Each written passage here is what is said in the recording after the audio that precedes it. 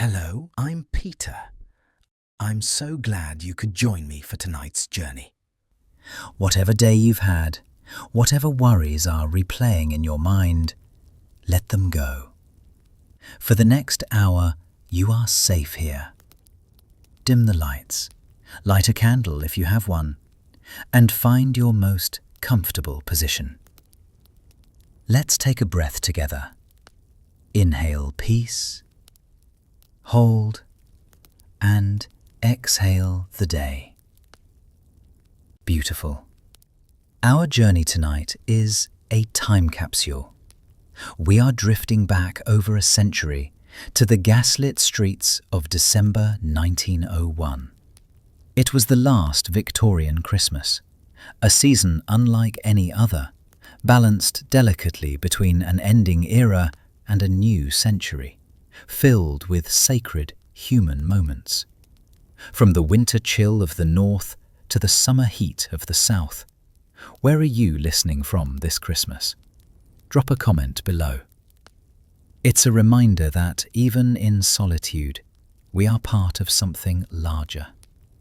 If these stories help you rest during this busy season, please press the like button to help others discover our sanctuary. Welcome home. Now, are you ready? Close your eyes. Let your breathing slow. The clock is turning back. Drift with me to a different December. December 18th, 1901. London, Gower Street, Bloomsbury. The afternoon light had already begun its retreat, though the clock in the hallway of number 94 had only just chimed 4. This was the nature of December in London, this swift surrender to darkness, this gathering of shadows even before the working day had properly ended. But Eleanor Boothby had grown used to these early twilights. In some ways, she had come to prefer them. Daylight demanded things of you. It called you to productivity, to cheerfulness, to engagement with the world beyond your window. But the early dark permitted you to turn inward, to light a lamp, to draw the curtains, to exist in your own small circle of warmth without apology. She stood now at the tall window of her drawing room, one hand resting lightly on the cold glass, watching the street below transform under the first whisper of snow. It came down hesitantly, at first individual flakes that seemed uncertain of their destination, spiraling and hovering, before finally settling on the black iron railings, the soot-stained brickwork, the rounded backs of the few brave pedestrians still hurrying past. Within the hour, she knew it would thicken into a proper snowfall blanketing the city in that peculiar hush that only snow could bring. Gower Street at this hour occupied a curious place between day and night, between the city's commercial energy and its domestic quietude. Across the way, the windows of University College Hospital glowed yellow behind their sash frames. She could see the silhouette of a nurse moving past one window, then another, carrying something, a basin perhaps, or a stack of linens. Further down the street, the lamplighter was making his evening rounds, his long pole touching each gas lamp to wakefulness, creating a string of amber pearls that stretched toward Russell Square. The sounds of the street reached her muffled through the glass. The hollow clop of hooves on cobblestones, the grinding complaint of iron-rimmed carriage wheels, someone laughing, the sound bright and startling in the cold air. And beneath it, all that particular London rumble, that low-frequency hum of a city that never quite stopped moving, even when snow tried to gentle it. Eleanor was 28, old enough to have lost the bloom of youth that her mother's generation so prized, young enough that her life still felt somehow provisional, unfinished, like a book whose middle chapters had gone missing. She lived alone, had done so for 3 years now since her father's death in these 4 rooms that represented both her independence and her confinement. A spinster, the neighbours would call her, though never to her face. A lady of modest means, living a respectable life, reading, writing occasional letters, taking tea, existing. But today had been different. Today, the post had brought something unexpected. She turned from the window, now letting the curtain fall back into place, and crossed to the small writing desk that stood between the 2 tall bookcases. The letter lay where she had left it hours ago, after reading it 3 times in succession, trying to understand what it meant, what it wanted from her. The paper was thick, expensive cream, coloured with a deckled edge. The handwriting was elegant but shaky, as if the writer's hand had trembled with cold, or emotion, or simple age. The envelope bore a Derbyshire postmark, Ashbourne, a place she had not thought of in years, though once it had occupied the whole of her world. She picked up the letter again, though she had already committed its few lines to memory. My dear Eleanor, though we have never met, I hope you will forgive this presumption. I am Amelia Boothby, your father's cousin, though the connection is distant and I fear largely forgotten. I am writing to you from Ashbourne Hall, which I believe you may remember from your childhood, though I understand your last visit was many years ago. I am alone here now, and the hall has become too large for one person's memories to fill. I wonder if you might consider joining me for Christmas?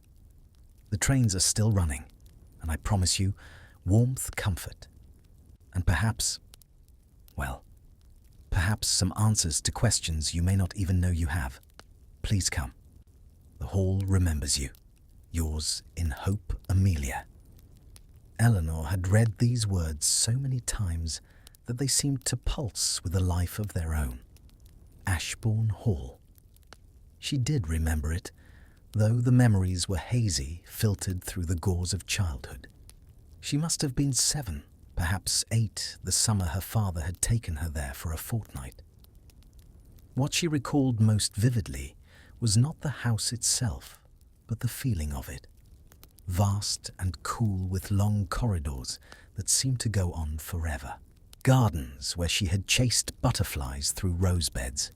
And music. Someone playing piano, the notes drifting through open windows, mingling with birdsong and the rustle of leaves. She had asked her father about Ashbourne Hall once, years later, after her mother had died. He had looked away out the window of their own drawing room and said only that some places belonged to the past and that dwelling on them served no purpose. He had never mentioned the name Boothby in connection with Ashbourne. She had assumed it had been sold like so many estates to settle debts, or simply because the old families could no longer maintain them. But now, here was Amelia Boothby, a woman she did not know, inviting her to a house she barely remembered for a Christmas that Eleanor had not planned to celebrate at all. The clock chimed the half-hour, 4:30. The room had grown darker while she stood there, and colder too. She could feel the chill creeping in from the window, that peculiar London cold that seemed to penetrate everything, seeping through walls and floorboards, settling into your bones, no matter how many coals you piled onto the fire. She moved to the hearth now, and used the brass poker to stir the coals, releasing a shower of sparks and a wave of welcome heat.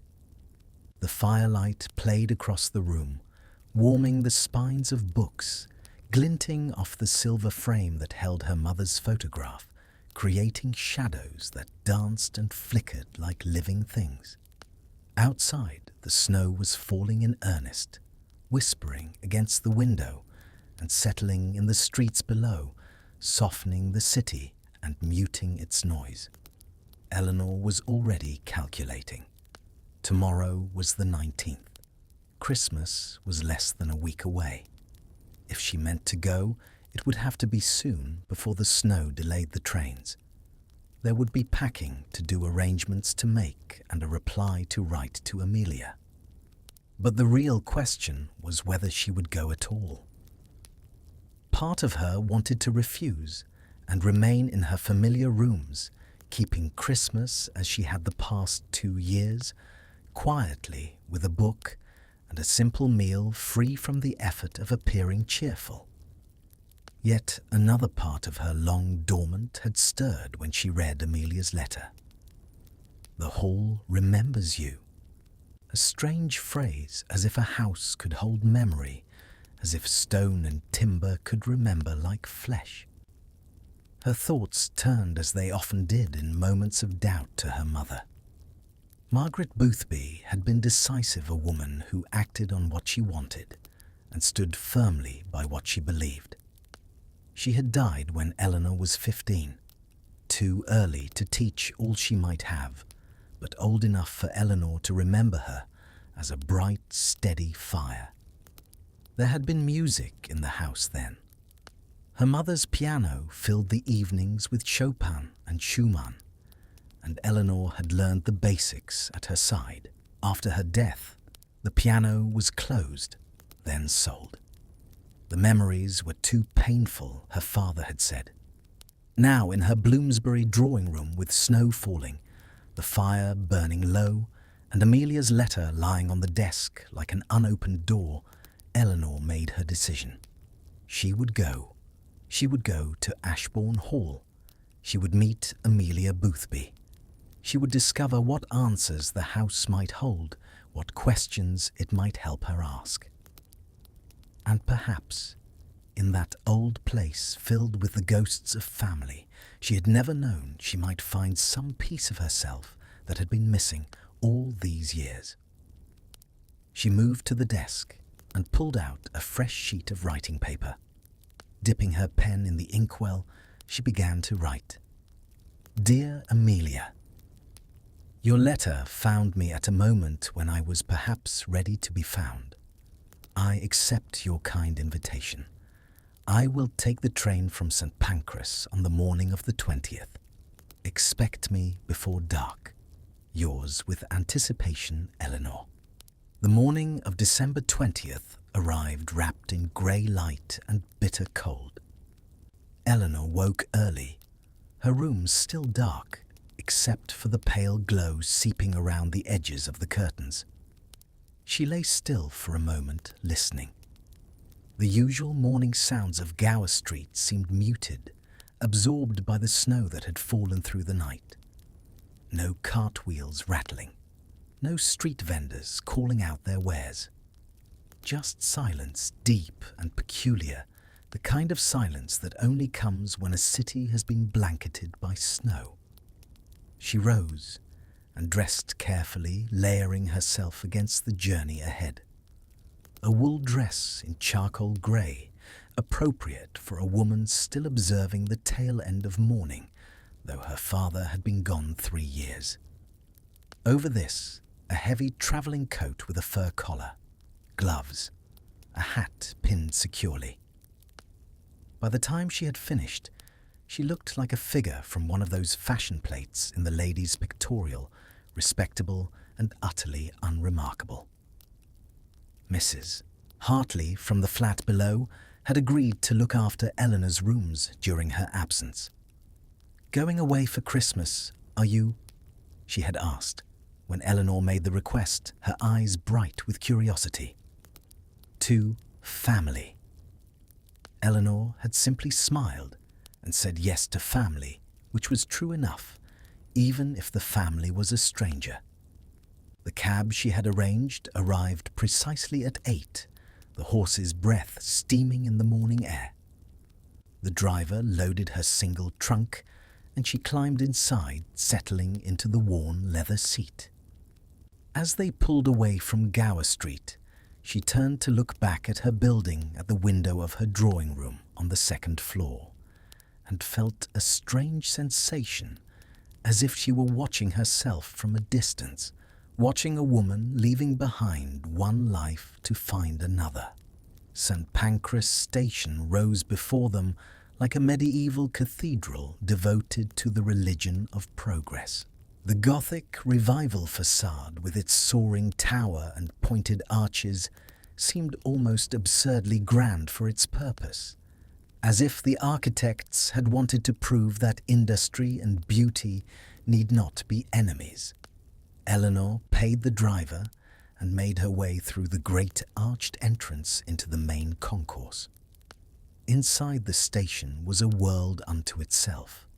The air smelled of coal smoke and oil-hot metal and human bodies pressed together in purposeful motion. The vaulted ceiling of iron and glass soared overhead, filtering the weak winter light into something almost ethereal. Everywhere Eleanor looked, there was movement. Porters in dark uniforms pushing carts piled high with luggage. Women in furs clutching small dogs. Children pressing their faces against the windows of the waiting room. A soldier in uniform, his kit bag slung over his shoulder, saying goodbye to a woman who might have been his mother or his wife. The war, Eleanor thought. The Boer War that had been grinding on for over 2 years now, taking Britain's sons and sending back telegrams of condolence. Even here, in this temple of civilian travel, the war made its presence felt. She saw it in the way people looked at the soldier with a mixture of pride and pity. She saw it in the newspaper headlines, screaming from the kiosks, "British casualties mount," and "Boer resistance continues." It was a strange time to be English, this cusp moment between centuries. The old Queen was gone dead nearly a year now, and with her had gone some essential certainty about who they were as a nation. King Edward VII sat on the throne now, but he was not Victoria. He did not carry her weight of years, her moral authority, her air of having witnessed and survived everything history could throw at a sovereign. This was the first Christmas of the new century, the first Christmas of the new reign, and nobody quite knew what it was supposed to feel like. Eleanor found her platform and surrendered her trunk to a porter who assured her it would be placed in the luggage van. She boarded the train and found her second-class compartment, a small enclosed space with facing bench seats upholstered in horsehair and lit by a single gas lamp. The window was already fogging with condensation from the cold. She settled herself by the window and arranged her skirts, then waited.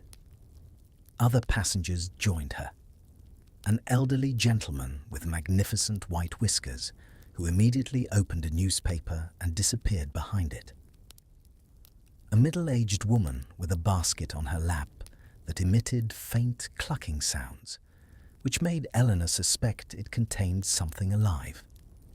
A young man who might have been a clerk or a shopkeeper, nervous energy radiating from him as he repeatedly checked his pocket watch. At precisely 9:30, the whistle blew. The train lurched forward with a jerk that sent the elderly gentleman's newspaper rustling, and the chickens, if that's what they were into, a flurry of agitated clucking. And then they were moving, sliding out from under the great arched roof of St. Pancras, out into the grey morning light of London. The city unfolded around them in layers of brick and smoke. They passed through the northern suburbs, rows of terraced houses pressing close to the tracks, laundry hanging frozen on lines, children waving from back gardens. The train's rhythm established itself, a steady clickety-clack over the rails, hypnotic and soothing. Eleanor watched the landscape change the dense urban fabric, gradually loosening buildings, giving way to fields, fields white with snow. The heating in the compartment was minimal. Despite the fur collar of her coat, Eleanor could feel the cold creeping in through the window beside her, radiating from the glass. She was glad she had worn her heaviest dress. The gentleman with the whiskers produced a foot warmer from somewhere, a metal container filled with hot coals, and placed it under his feet with a satisfied sigh. The woman with the basket opened it briefly to check on her charges, revealing 3 brown hens who regarded Eleanor with beady accusation before the lid was hastily replaced. They passed through towns whose names Eleanor only half registered: Luton, Bedford, Kettering. At each station, some passengers disembarked and others boarded, bringing with them gusts of cold air and snippets of conversation. A woman discussing the price of Christmas geese. 2 men arguing about the war. A child asking repeatedly if they were nearly there yet, and receiving no satisfactory answer. Somewhere north of Leicester, the landscape transformed into something bleaker and more beautiful. The soft, rolling farmland gave way to harder country to hills that rose with more authority to stone walls, instead of hedges to isolated farmhouses that looked almost defiant in their solitude. This was the beginning of the Midlands proper, that heart of England, where industry and agriculture progress and tradition existed in uneasy proximity. Eleanor felt herself relaxing into the journey, letting the train's rhythm wash over her. There was something deeply restful about train travel, something that gave you permission to simply exist without purpose for these few hours. You were neither here nor there. You were in transition in a liminal space where normal responsibilities did not apply. All you had to do was sit and watch the world slide past your window. She thought about Amelia's letter again, turning its phrases over in her mind. The hall remembers you. What did that mean? Could a place remember? Or was Amelia speaking metaphorically, meaning only that the house remained unchanged, frozen in the past, waiting for Eleanor to supply the memory herself? And what were these answers to questions you may not even know you have? That Amelia had promised Eleanor had questions, certainly. Questions about her mother, about why her father had cut ties with his family, about what had happened in the years before she was born that had created such silence around the name Boothby. But would Ashbourne Hall answer them, or would it only create more mysteries? The train reached Derby at 1:30. Eleanor changed platforms and waited 40 minutes for the local service that would take her the final 20 miles to Ashbourne. This train was smaller, older, its compartments shabbier, its passengers more local. Farmers, tradesmen, a vicar reading a breviary. The heating was non-existent. Eleanor could see her breath. They chugged slowly through the countryside, stopping at tiny stations that barely deserved the name. Etwall, Sudbury. The landscape here was all white fields and black trees, stone farmhouses with smoke rising from chimneys, the occasional church spire piercing the sky. And everywhere that sense of vastness, of sky pressing down, of horizons so wide they made you feel small and exposed. Ashbourne Station, when they finally reached it at just past 3 o'clock, was little more than a platform and a small brick building. Eleanor was the only passenger to disembark. The station master, an elderly man with a weathered face, touched his cap to her and asked if she needed assistance with her trunk.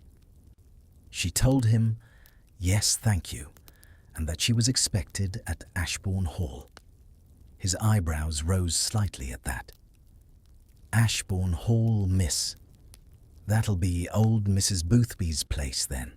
Lady Amelia, we call her, though I don't think it's a proper title, just habit. He gestured toward a carriage waiting in the yard beyond the platform. That'll be her driver, I expect. Tom Parsons. Good man. He'll see you right. The carriage was an elderly brougham, dark green with brass fittings dulled by winter weather. The driver, Tom Parsons, was a man of perhaps 50, solid and silent. He loaded Eleanor's trunk with practiced efficiency and handed her up into the carriage's interior. She settled herself on the padded seat, and they set off. The town of Ashbourne itself was brief. A main street lined with shops, a market square, a church with a tall spire. People moved through the streets with their heads down against the cold, clutching packages, hurrying from one warm doorway to another. And then they were through it, and climbing the road winding up into hills that rose like sleeping giants on either side. This was Peak District country, the southern edge of those moors and crags that stretched north toward Manchester and Sheffield. Even in December, even under snow, Eleanor could see the bones of it, the limestone showing through like ancient ribs, the dry stone walls climbing improbable slopes, the stunted hawthorn trees bent by prevailing winds. The light was already fading as they climbed. Not quite 4 o'clock, and the sun was a pale disk, sinking behind the western hills, staining the snow pink and gold. The temperature dropped further. Eleanor wrapped her arms around herself and tried not to shiver. They turned off the main road onto a private lane marked only by 2 stone pillars. The carriage wheels crunched through deep snow. Trees closed in on either side, beech and oak, their bare branches forming a lattice overhead. And then, quite suddenly, they emerged from the trees, and there it was, Ashbourne Hall. It stood on a slight rise commanding views across the valley. Even in the gathering dusk, Eleanor could see that it was a substantial house, though not enormous. Georgian in style, symmetrical and dignified, built of that honey-coloured stone that seemed to glow even in weak light. 2 stories with attic dormers, a central pediment, windows arranged with mathematical precision, ivy climbing one wall bare now, but suggesting summer profusion, smoke rising from multiple chimneys. The carriage drew up before the main entrance. Tom Parsons descended and opened the door for her. Eleanor stepped out into the cold, her boots sinking into snow, and looked up at the house.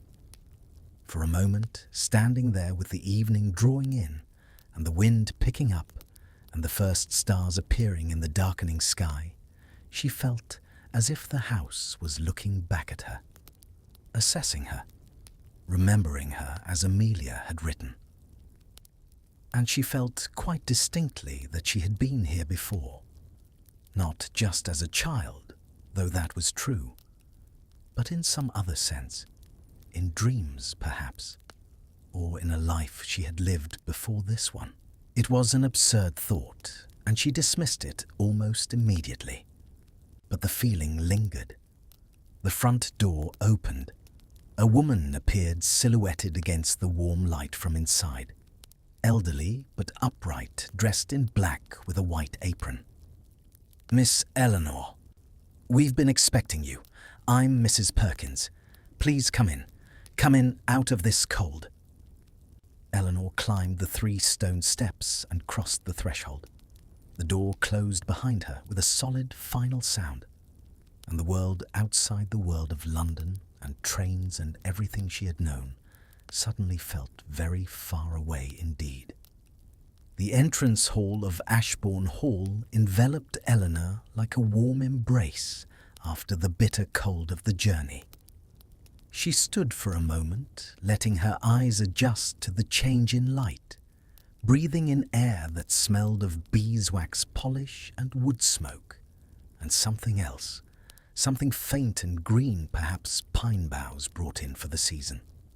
The hall was not large, but it possessed a quiet elegance. A black and white checked marble floor, walls panelled in dark oak to waist height, then painted a soft cream above. A staircase with a mahogany banister ascending straight ahead before turning at a landing. On the walls, gilt-framed mirrors and oil paintings of landscapes and ancestors, their faces shadowed in the lamplight.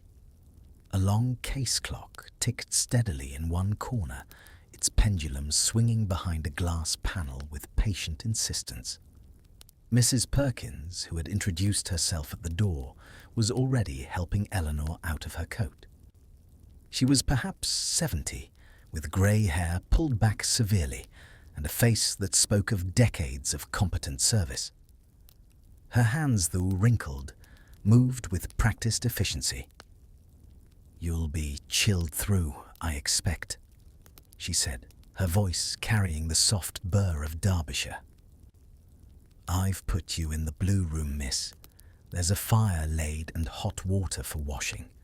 Lady Amelia will join you for dinner at 8 if that suits." "That suits very well, thank you," Eleanor replied. Her voice sounded strange to her own ears after hours of near silence too loud in this quiet space. Mrs. Perkins hung the coat on a wooden stand near the door, then turned back with a slight smile.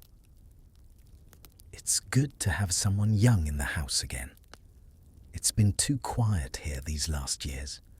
Just Lady Amelia and myself rattling about like two dried peas in a pod. This way, if you please." She led Eleanor up the staircase. The steps were covered with a runner carpet in faded red secured by brass rods at each step. As they climbed, Eleanor noted details. A small table on the landing holding a vase of dried lavender. A window seat with cushions overlooking what must be the rear gardens, though it was too dark now to see anything but her own reflection. More portraits on the walls of the upper corridor faces, watching their ascent with varying degrees of interest or disapproval. "We don't use the whole house anymore," Mrs. Perkins explained as they walked along the corridor. "Just the eastern wing, really. The western rooms are closed up for the winter. No point heating space we don't need, and Lady Amelia isn't one for show. Practical she is. Always has been." She stopped before a door and opened it, standing aside to let Eleanor enter. "The blue room, miss. I hope you'll be comfortable." The room was lovely. Not large, but perfectly proportioned, with walls papered in a pattern of pale blue flowers on cream. A 4-poster bed with blue damask hangings stood against one wall already turned down for the night.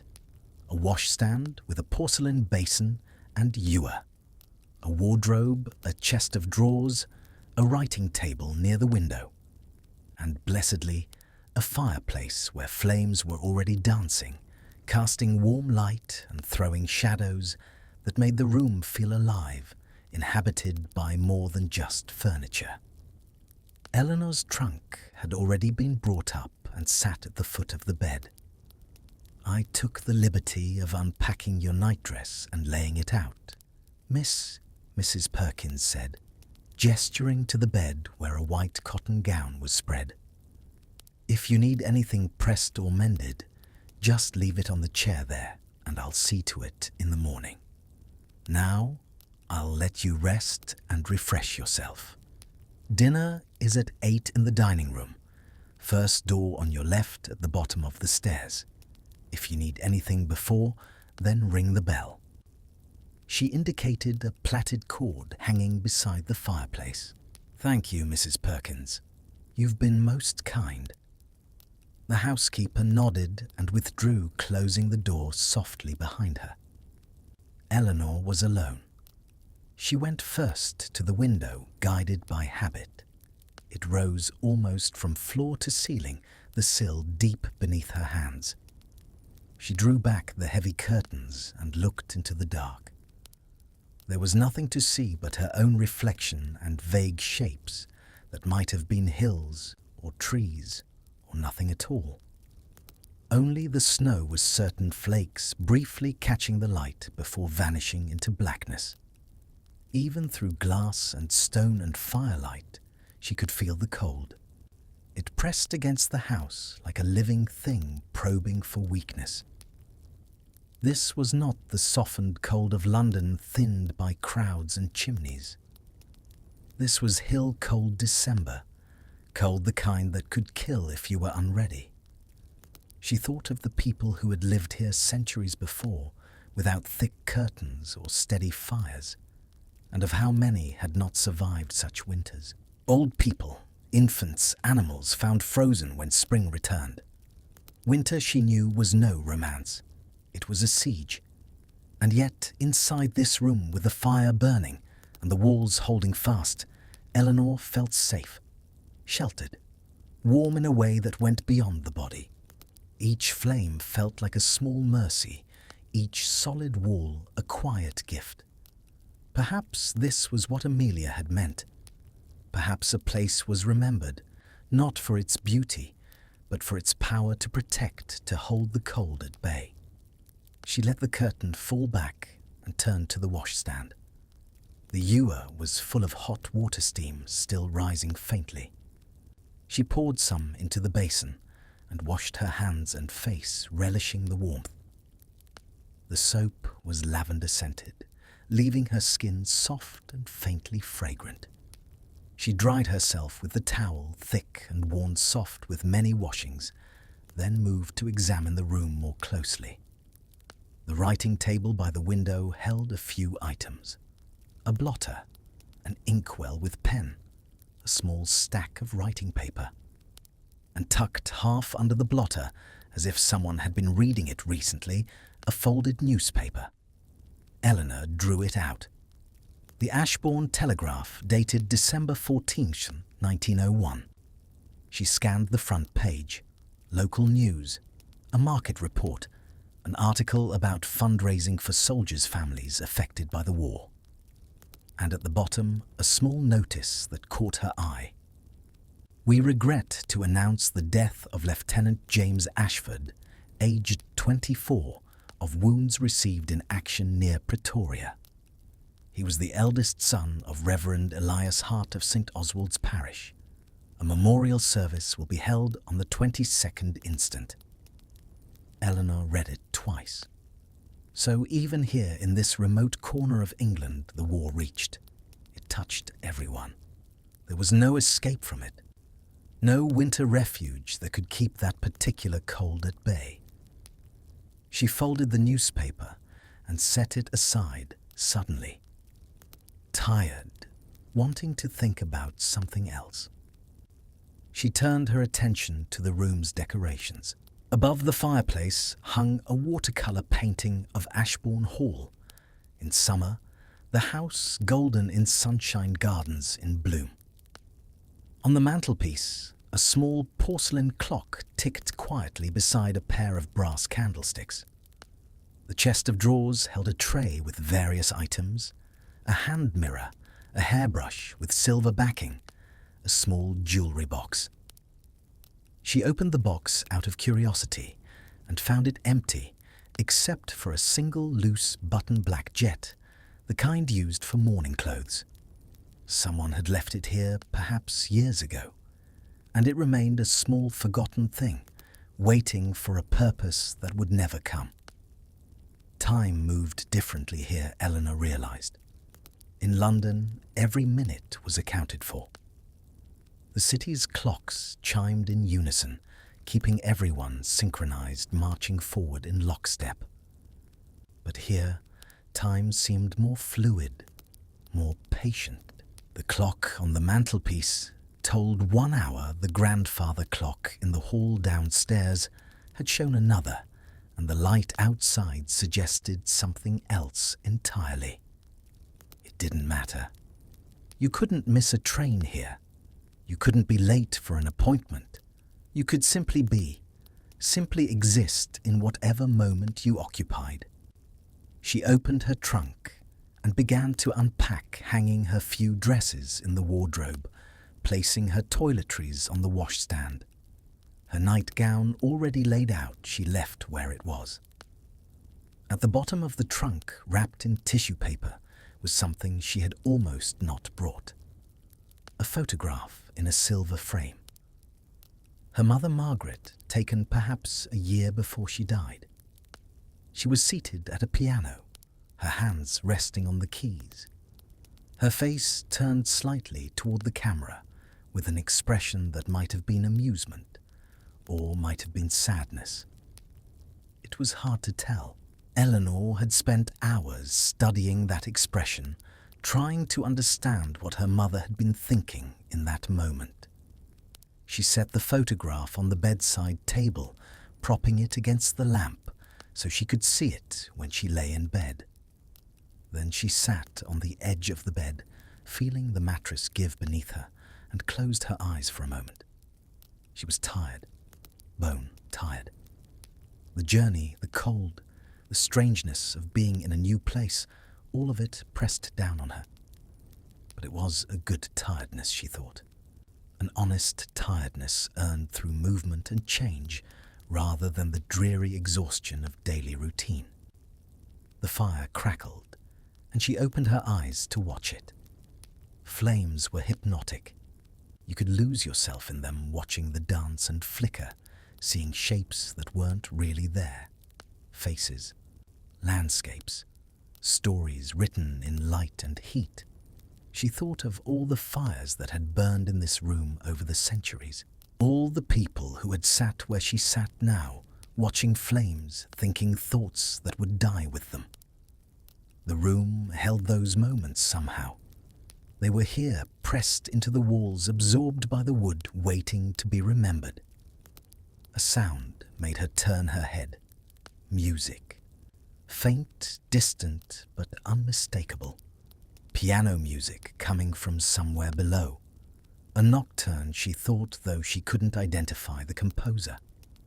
The melody was melancholic, wandering, as if the player was searching for something within the notes and not quite finding it. Then it stopped abruptly mid-phrase, leaving the silence to rush back in. Eleanor rose and moved to the door, opening it slightly to listen. Nothing now. Just the house settling around her, the small creaks and sighs of old wood adjusting to the cold. Had she imagined it? No, she was certain she had heard it. Someone was playing piano. Amelia, perhaps, or Mrs. Perkins, or she thought, with a slight smile, a ghost. Every old house was supposed to have one after all. She closed the door and returned to the fire. It was only 5:30. She had more than 2 hours before dinner. Time enough to rest, to let the warmth seep into her bones, to prepare herself for meeting Amelia properly. She thought about lying down, but her stomach was tight with anticipation. Instead, she sat in the chair by the fire and simply stared into the flames, letting her mind wander. Outside, night had fully fallen. The window was now completely black, reflecting the room back at her. Snow continued its patient accumulation. Somewhere in the house, a door closed. A clock chimed the 3/4 hour. The fire hissed and sparked. And Eleanor, warmed and safe and utterly alone, felt something she had not felt in years, a sense of being on the edge of discovery, as if the life she had been living was about to reveal itself as merely a waiting room for something else, something true. At 8 o'clock precisely, Eleanor descended the staircase to the hall. She had changed into her better dress, a deep burgundy wool with a high collar and long sleeves, appropriate for evening, but not overly formal. Her hair, which had suffered during the journey, she had re-pinned into a simple arrangement at the nape of her neck. She felt presentable, though nervous.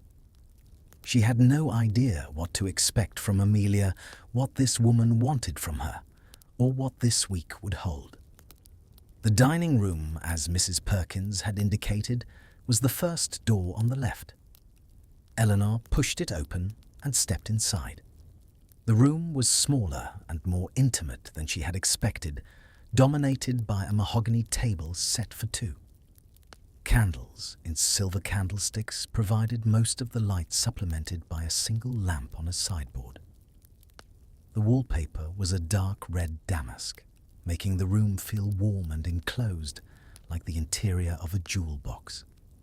A fire burned in the grate, and the table was laid with fine china crystal glasses and cutlery that caught the candlelight. But Eleanor's attention went immediately to the woman standing by the window. Lady Amelia Boothby was perhaps 60, though she carried her years with a certain defiance. She was tall and spare, dressed in dark grey silk that rustled as she turned from the window. Her hair, white as snow, was arranged in an elaborate style that belonged to an earlier era, piled high and secured with combs. Her face was lined but handsome, with dark eyes that studied Eleanor with undisguised interest. "Eleanor," she said, and her voice was warm-cultured, with just a hint of hoarseness, as if she spent most of her time in silence and had to remember how to use speech. "My dear girl, come here where I can see you properly." Eleanor crossed the room and took the hand Amelia extended to her. The older woman's grip was surprisingly firm, and she held Eleanor's hand a moment longer than strictly necessary, studying her face with an intensity that made Eleanor feel simultaneously seen and scrutinized. "You have Margaret's eyes," Amelia said finally. "I never met your mother, but I've seen her portrait, and yes, you have her eyes. Also, something of your father in the set of your jaw, strong Boothby bones." She released Eleanor's hand and gestured to the table. "Sit, please. Mrs. Perkins will bring our dinner shortly. I hope you don't mind the informality. I've gotten out of the habit of standing on ceremony." They sat Eleanor in the chair nearest the fire, Amelia opposite. Mrs. Perkins appeared almost immediately, as if she had been waiting just outside the door, carrying a tureen from which steam rose enticingly. She ladled soup into their bowls, a rich brown broth with vegetables, and withdrew. "To new connections," Amelia said, raising her glass of water. Eleanor raised hers in return, and they drank. The soup was excellent, hearty, and warming. For a few minutes they ate in silence, the only sounds the clink of spoons against china and the crackle of the fire. Eleanor used the time to observe Amelia, who seemed equally content to observe her. Finally, Amelia set down her spoon and said, "I imagine you have questions." "Many," Eleanor admitted. "Starting with why you invited me here. We've never met. You said in your letter that you're a distant cousin of my father's, but I've never heard him mention your name, or this house, not since I was a child at any rate." Amelia nodded slowly. "Your father and I, we were not estranged exactly, but neither were we close. The Boothby family tree is complicated, full of offshoots and dead ends. Your father was the son of my father's first cousin, which makes us, well, the mathematics of it hardly matter. We're family, though the connection is thin. I married young and badly to a man named Hargreaves, who drank away most of our money before doing us all the favour of dying 20 years ago. I retained his property, this house, which came through his mother's line. The Hargreaves family had no other heirs, so here I remain, the last leaf on a withered branch, as it were.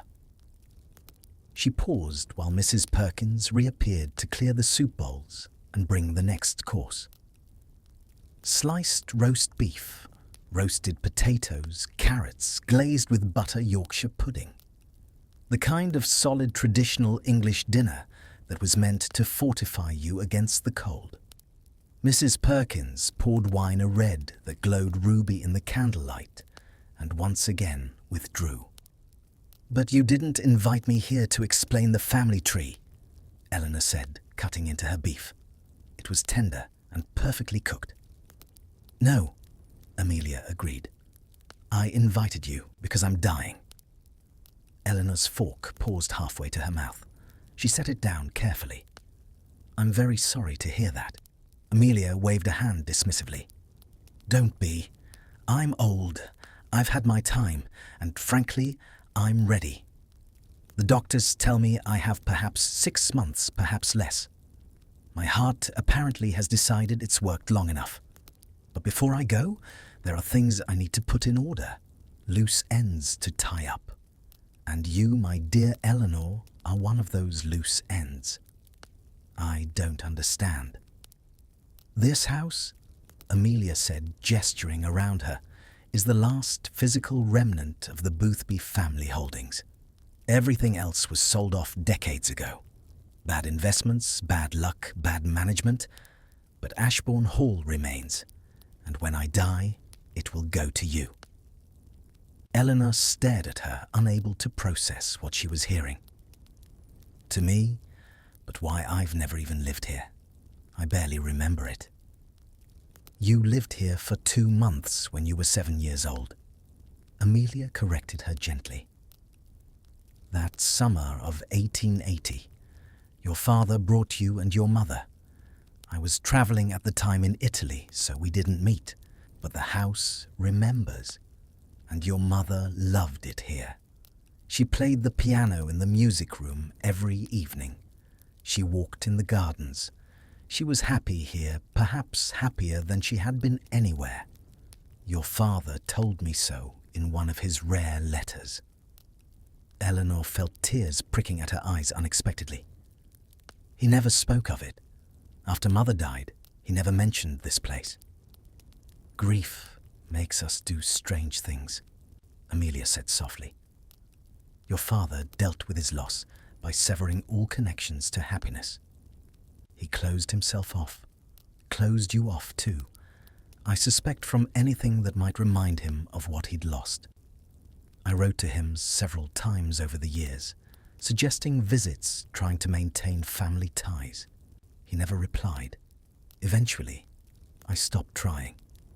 They ate in silence for a while, both lost in thought. The food was good, but Eleanor barely tasted it. Her mind was reeling. Ashbourne Hall would be hers. This beautiful, lonely house in the hills would become her responsibility. What would she do with it?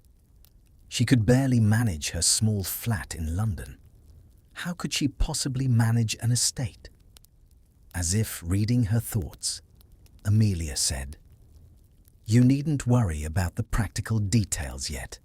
The house is mostly self-sufficient. There's a small income from tenant farms, enough to pay Mrs. Perkins and maintain the essential repairs. You could live here if you chose. Or you could sell it, though I hope you won't. It's been in the family in one form or another since the 17th century. It would be a shame to let it go to strangers." "Did it really house bonny Prince Charlie?" Eleanor asked, remembering Amelia's letter. "Or was that romantic embellishment?" Amelia's eyes gleamed. "Oh, it's quite true. In 1745, during the Jacobite Rising, Charles Edward Stuart spent 3 nights here in hiding. The Hargreaves family at the time were secret Jacobite sympathizers, though they were careful not to advertise the fact. There's a priest hole, a hidden room where he stayed. I'll show you tomorrow if you like. It's rather thrilling, actually, to stand in a space where history happened." After dinner, Amelia led Eleanor upstairs, not back to the blue room, but down another corridor to a room Eleanor hadn't yet seen. "The music room," Amelia announced, pushing open a door. "I thought you might like to see it."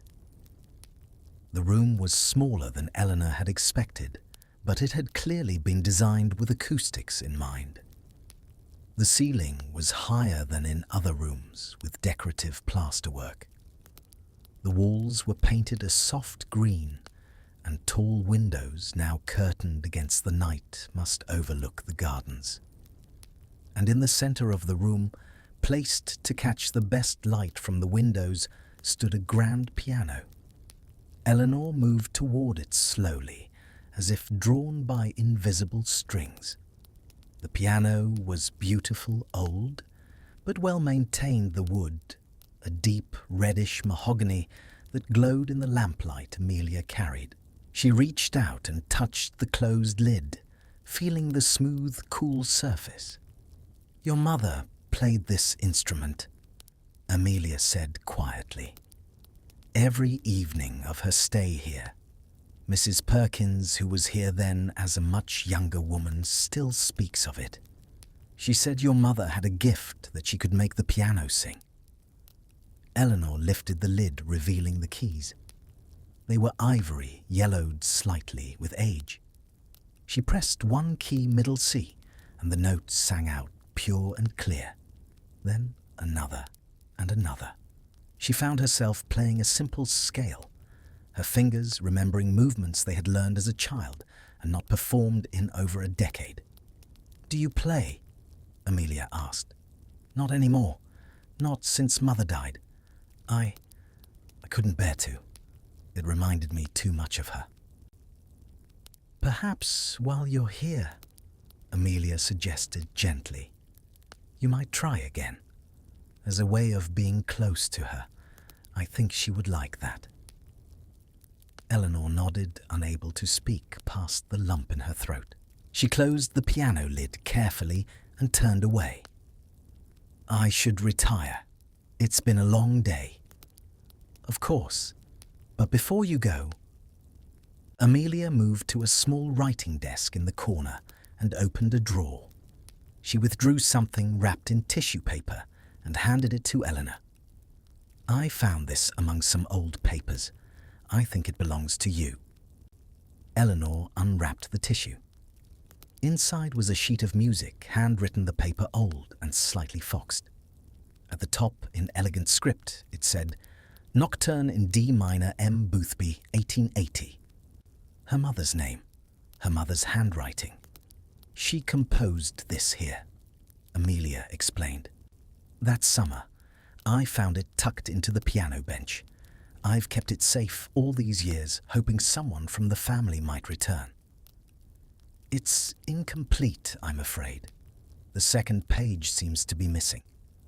But what's there is lovely." Eleanor clutched the paper, feeling its weight in her hands, feeling the connection to her mother through this tangible object. "Thank you," she whispered. "Thank you for keeping it." Back in the blue room, Eleanor prepared for bed slowly, deliberately, as if the familiar routine might anchor her in a day that had become increasingly surreal. She washed her face in the lukewarm water remaining in the ewer, changed into her nightgown, unpinned her hair and brushed it out, all the small rituals of ending a day. But sleep, when she lay down, did not come easily. Her mind turned over everything Amelia had told her. The house would be hers. This place where her mother had been happy, where history had unfolded in hidden rooms, where piano music still echoed through empty corridors. It was too much to absorb. She turned on her side and looked at the photograph of her mother on the bedside table, barely visible in the dying firelight. In her mind, she could almost hear Margaret's voice, patient and kind, teaching her the piano. "Listen to the spaces between the notes, Eleanor. The silence is as important as the sound." Somewhere in the house, a clock chimed midnight. Eleanor closed her eyes and tried to match her breathing to a rhythm she remembered from childhood, something her mother had taught her. Breathe in for 4 counts, hold for 4 out, for 4, hold for 4.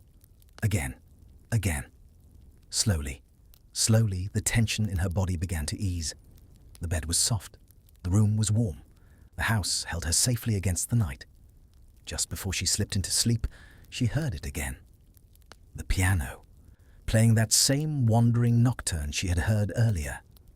But this time she thought she recognized the melody. It was her mother's composition, the incomplete one. Someone was playing the notes that existed, then stopping where the missing page began waiting, as if the rest might write itself into the silence. Tomorrow, Eleanor thought, drifting. Tomorrow I'll find out who's playing. Tomorrow I'll explore. Tomorrow, but tomorrow was already hours away, and sleep finally claimed her, pulling her down into dreams of music and snow, and a woman she barely remembered but had never stopped loving. Eleanor woke to a room flooded with pale winter light. For a moment she lay still, disoriented, trying to remember where she was. Then memory returned. Ashbourne Hall, the blue room, Amelia's revelation, the sheet of music on the writing table where she had placed it carefully before bed. She sat up and immediately felt the cold. The fire had gone out overnight, and the room was frigid. Her breath formed small clouds. She could see ice crystals on the inside of the window. But even through the cold, there was something invigorating about the morning. She rose quickly, wrapped herself in the dressing gown that hung on a hook behind the door, and went to the window.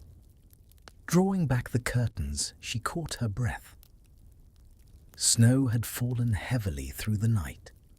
The world outside was transformed, rendered in shades of white and grey, and the pale blue of winter shadows.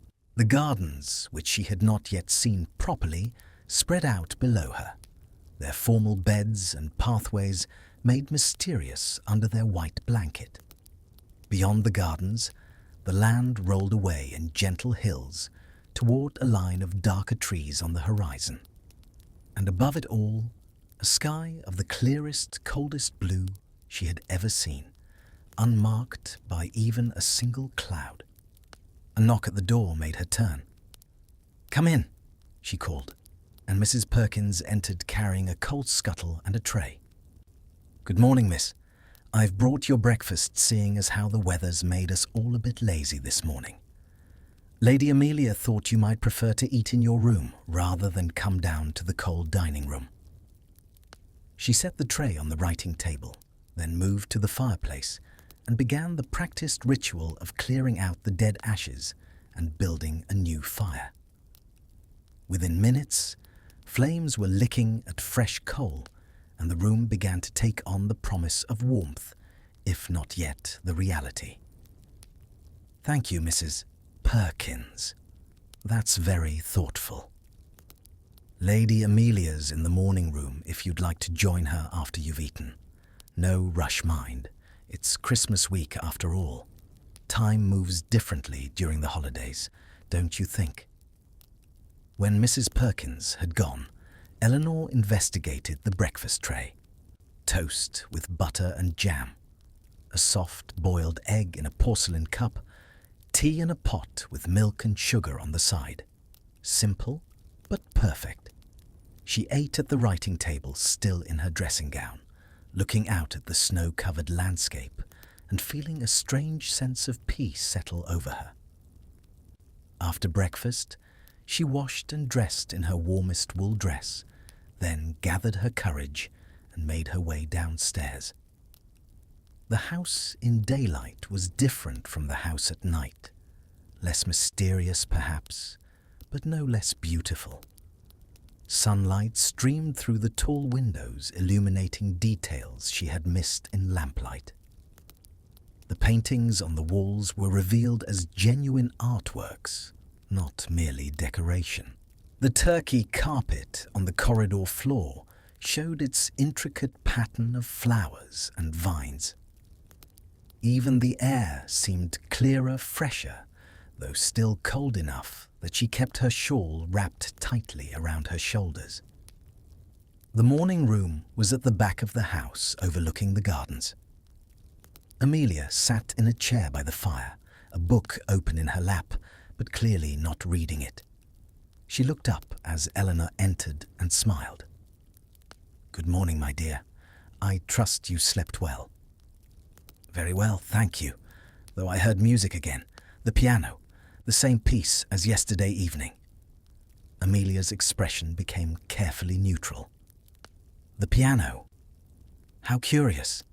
Mrs. Perkins and I were both in the bed by 9 o'clock. The house sometimes makes sounds, of course. Old buildings do. Settling expansion and contraction with the temperature. Perhaps that's what you heard." But Eleanor had the distinct impression that Amelia knew more than she was saying. Before she could press the point, however, Amelia changed the subject. "I thought we might spend today quietly, get you oriented to the house. Then this evening I've invited a few local people for a small Christmas gathering. Nothing elaborate. The vicar, Reverend Elias Hart, and his nephew Thomas, who's visiting for the holiday. They're good people. I think you'll like them." The day unfolded gently. Amelia gave Eleanor a tour of the house, revealing its layers of history. They visited the library, a room lined floor to ceiling, with books where a ladder on rails allowed access to the highest shelves. "Most of these belong to my husband's family," Amelia explained. "The Hargreaves were readers, if nothing else. You'll find everything here from dusty theology to penny dreadfuls." They climbed to the attic, where trunks full of old clothes and papers waited to be sorted. "Someone's life work," Amelia said, gesturing at the accumulated debris of decades. "All reduced to this. Makes you think about what actually matters, doesn't it?" And they visited the priest hole, that secret room where Bonnie Prince Charlie had hidden. It was accessed through a panel in the linen closet on the second floor, cunningly concealed to look like part of the wall. Inside was a space about 6 feet square, barely tall enough to stand in, with stone walls and no window. "Imagine spending days in here," Eleanor said, shivering despite her shawl. "In darkness, in silence, not knowing if the soldiers searching the house would find you. Our ancestors had a different relationship with risk," Amelia observed. "They chose sides and accepted the consequences. There's something admirable in that, I think. A kind of moral clarity we seem to have lost." By mid-afternoon, the preparations for the evening gathering had begun. Mrs. Perkins enlisted Eleanor's help in decorating the drawing room, a task Eleanor found surprisingly enjoyable. They brought in boughs of holly and ivy from the garden, their leaves dusted with snow. They arranged them along the mantelpiece, and in vases, the glossy green leaves and red berries bright against the room's dark wood. They hung mistletoe in the doorway, an old tradition that made Mrs. Perkins chuckle. "Not that anyone's likely to be caught under it," she said, "but traditions are traditions." They set up a small Christmas tree in the corner, a pine that Tom Parsons had cut from the estate that morning. It stood about 6 feet tall, filling the room with its sharp, clean scent. Decorating it was a process that spanned the afternoon. They strung it with paper chains that Mrs. Perkins had saved from previous years. They hung small paper angels, their gilt wings catching the light. They placed tiny candles in tin holders on the branches, though these would only be lit tonight briefly and with great caution. As they worked, Eleanor found herself relaxing into the task. There was something deeply satisfying about creating beauty, about transforming a room for celebration. In London, Christmas had become something she endured rather than enjoyed, a reminder of past happiness now gone. But here, with her hands busy, and Mrs. Perkins humming carols, and the smell of pine and holly all around, she felt a small spark of that old joy returning. "Your mother helped decorate this very tree one Christmas," Mrs. Perkins said, standing back to assess their work. "Well, not this tree exactly, but one like it. She had a good eye for arrangement. Made everything look effortless, though I know it wasn't. That's the secret of grace, isn't it? Making the difficult look easy." By 5 o'clock, the drawing room was transformed. The tree stood proud in its corner. The greenery gave the room a festive air, and the fire had been built up to a cheering blaze. Candles waited on every surface, ready to be lit. The house felt expectant, waiting for guests to arrive and fill its rooms with voices and laughter. Eleanor went upstairs to change. She had brought only one dress suitable for evening, a dark blue silk that had been her mother's altered to fit her. It was old-fashioned by current standards, the sleeves a bit too full, the waist a bit too high. But it was beautiful fabric, and it made her feel connected to Margaret in a way her own plain dresses did not. She was just finishing her hair when she heard a commotion downstairs. Voices, the front door opening and closing. Guests had arrived. She took a final look in the mirror, smoothed her dress, and went down to meet them. In the drawing room, Amelia was greeting 2 men. The older one, clearly Reverend Hart, was perhaps 50, with grey hair and a weathered face that spoke of a life lived largely outdoors. He wore black, as befitted his profession, but his smile was warm and his handshake when Eleanor was introduced firm and genuine. "Miss Boothby, a pleasure. Amelia has told me much about you. Welcome to Derbyshire. I hope the journey wasn't too arduous." "Long but bearable, thank you."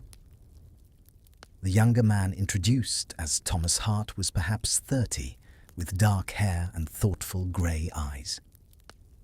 He worked, Reverend Hart explained, as a piano tuner and repairer travelling among the great houses of Derbyshire and maintaining their instruments. "Though there are fewer such houses every year," Thomas added with a rueful smile, "and fewer still that can afford my services.